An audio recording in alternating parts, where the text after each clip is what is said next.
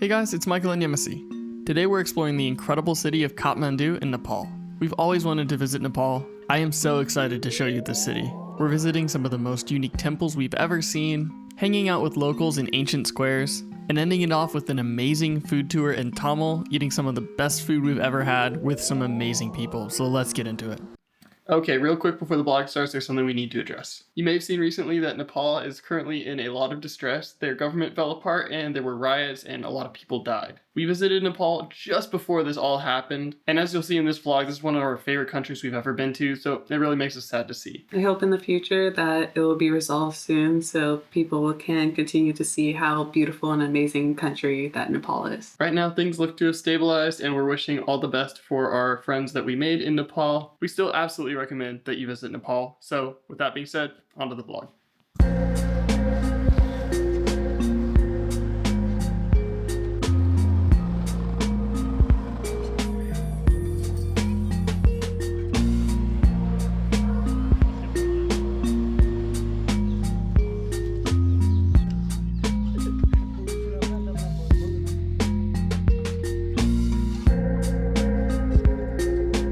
Hello from Nepal.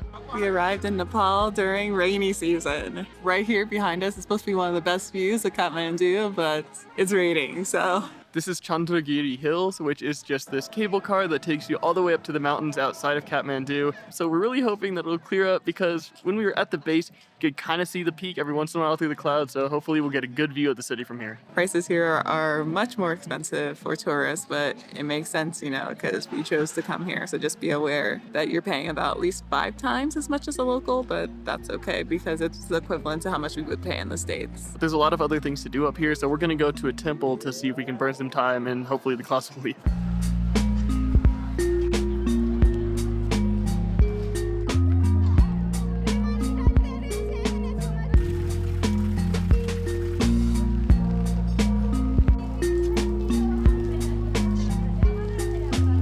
So we have a little bit of hope. There's some light coming. So we really hope that we can get a little preview of the mountains. Just a sneak peek. We don't need the whole thing, but we really hope we can see something. If not, it's really a bust because that's what you come here to see.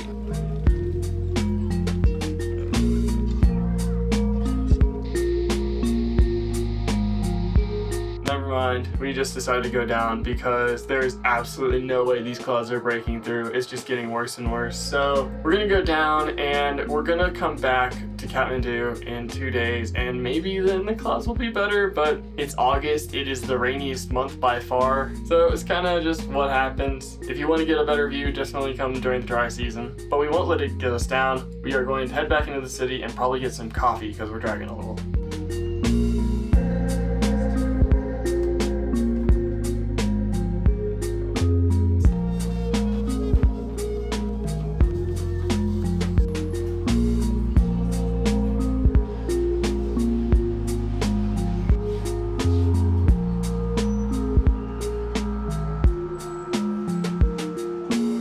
We stopped at Mira's coffee because we wanted to get some specialty coffee in Nepal. I don't know how we found this coffee shop, but it's not too far walk from our hotel in Thamel. He said that these beans are grown in Nepal. I did not know Nepal produced coffee beans. Well, I'm sure they can grow here, but I didn't know that they actually made coffee beans for consumption. That is surprisingly delicious. I would happily drink this as a daily coffee easily. So I'm trying to protect my stomach. Only hot drinks in Nepal. This is sad from someone who's an ice girly. But I got my first Nepal tea. It's kind of like chai. This is the stuff. It's delicious. It has a little bit of spice. It's creamy. This is the first one of many to come.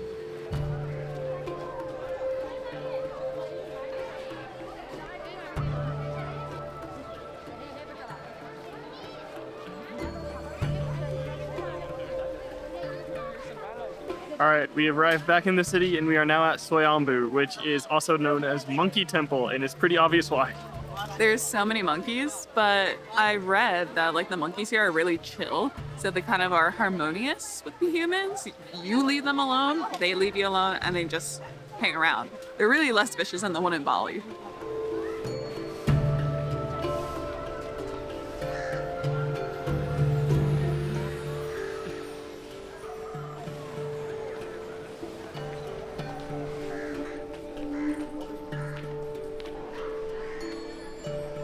Okay, so this is obviously a Buddhist temple, and apparently this stupa behind me is one of the most important stupas in all of Buddhism. It is alleged that the primordial Buddha visited here and founded the temple, and since then it has hosted many Buddhas. So it's considered one of Buddhism's most important and most sacred sites, which I didn't know before coming here, which is pretty cool. Also, you may have noticed that there's a lot of people wearing colorful clothing today. That's because today is Gai Jatra, which is like a holiday, basically like Day of the Dead in Mexico. They're basically celebrating deceased ones, and there's a lot of laughter and fun and music. Earlier we saw marching bands in the street, and everyone's having a good time and dressing colorfully.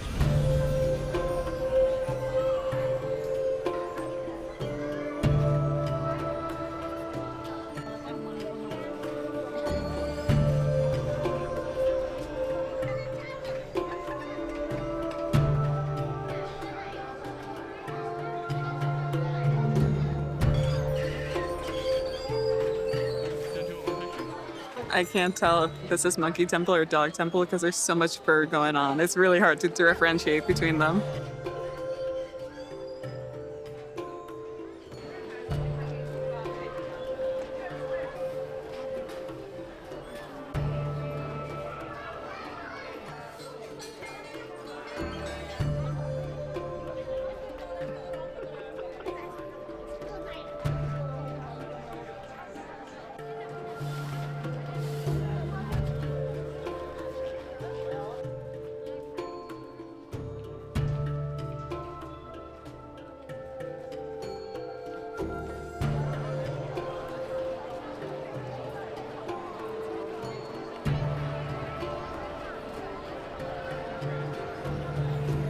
We are in Kathmandu, Durbar Square. There's a lot of people here, and this is one of the main squares that people come around to hang out. There are 3 Durbar squares. There's not just like one. It just refers to like this square that is like this historical culture and religious site, and I think they were kind of like centered around different kingdoms, but there's a lot of religious sites here and a lot of really cool ancient buildings. This is the most famous one, but unfortunately an earthquake in 2015 destroyed a lot of it, but since then they've reconstructed a lot and there's a lot to see and do. We don't have all day. We only have a few hours to explore, but you could literally spend all day, especially if you love history and stuff like that. So let's just go get into it.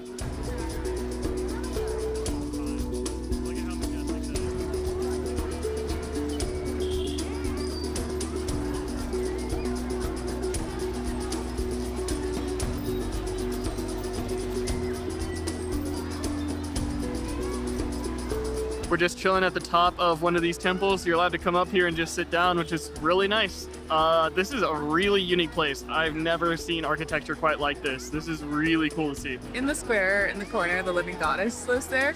Usually she is selected, I think around 9 years old, and until she has her first period, then that's when they'll become a new living goddess. Usually she makes appearances during 2 festivals, and then sometimes she might appear, but it's not guaranteed. It's really interesting. I've never heard of the living goddess before. I guess she's just a manifestation of Kumari? I might be wrong about that. That must be a very interesting life to live as a preteen. But we're just sitting up here enjoying the smells and the views, and like this is really local. So we're just enjoying to see what the Nepalese do.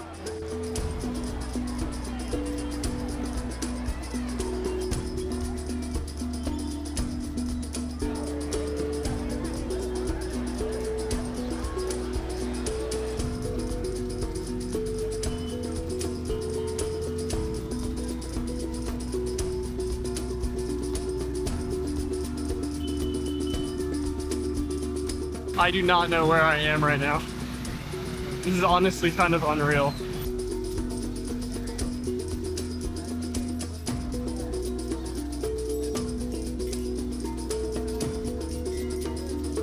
Things here smell so good everywhere all the time. It's really crazy being here. We literally have never seen anything like this before. Wow.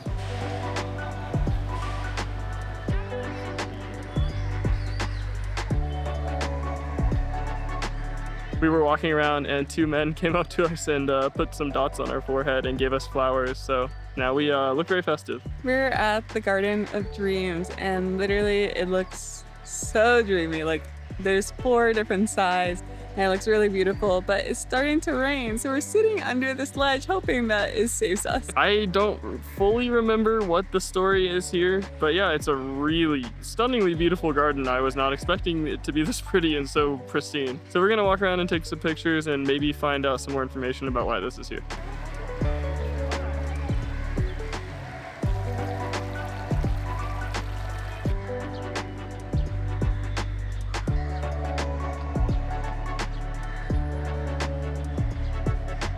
Visiting the Garden of Dreams is extremely dreamy. Like, I forgot that I was in Nepal. It felt very European. The vibe of this place does not at all match what is directly all around it, but it's still really cool, so it's definitely worth a visit if you're in the area. I think it's actually pretty old. It was constructed by like a guy as his private gardens, I think in like the 1800s, and since then it's been turned into this kind of more public space. That back there is the Kaiser Cafe, and you can actually go over to eat. There's tables all in and outside. It's really beautiful here. We're gonna walk to our hotel and rest a little bit, and then we have a food tour.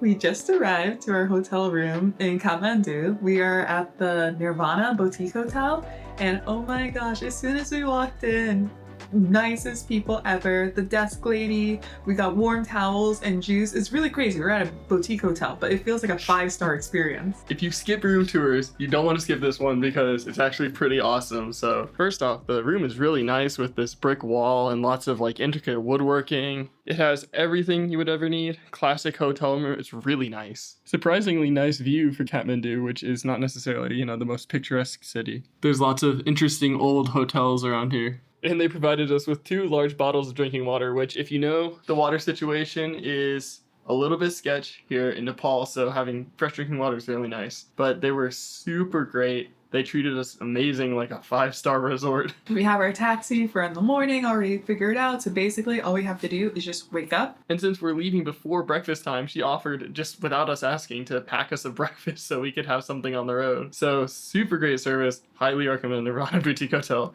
We are going to get cleaned up and head back out into the city. So during our tour, we met up with our guide at the hotel along with someone else, and we headed out into Thamel. We didn't talk a lot during the tour because we just wanted to enjoy the moment, but this ended up being one of the best guided tours we've ever done. Our guide Deepak was so nice and incredibly knowledgeable. He has a ton of experience with foreigners, and of course he knows all of the best spots. We did not eat anything that wasn't absolutely delicious. We tried snacks, desserts, drinks, as well as full meals, and it was truly a 10 out of 10 experience. Deepak is the owner of this guide. He's not a contracted worker, so out of respect for his tour, I'm not going to be showing you where we ate, but I'll leave a link to the Get Your Guide tour in the description. It's not an affiliate link, we just really think this is one of the best tours you can do in Nepal.